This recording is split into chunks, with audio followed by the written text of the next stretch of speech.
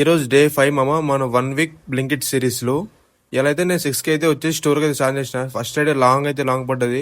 ఈ Blinkit series ఏమో నాకు స్లీప్ అది అసలు సరిపోతలేమో. ఫస్ట్ డ్రాప్ చేసి సెకండ్ కూడా డ్రాప్ చేసేసిన.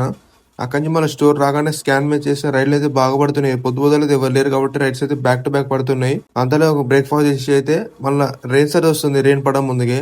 తర్వాత క్యూఆర్ కోడ్ స్కాన్ చేయడం, రైడ్ పడడం, నేను పోయి డెలివరీ చేయడం అట్లనే జరుగుతుంది. అంటే నాన్ స్టాప్ 10 వరకు కొట్టినామా, అప్పుడు రైడర్స్ ఎవరు లేరు. తర్వాత రైడర్స్ అయితే వచ్చేసి రైడ్స్ అయితే తగ్గిపోయినాయి. చాలా మంది కస్టమర్లు క్యాష్ ఆన్ పెట్టి అక్కడ పోయిన తర్వాత అయితే మెల్ల ఆన్లైన్ చేసేసారు మా.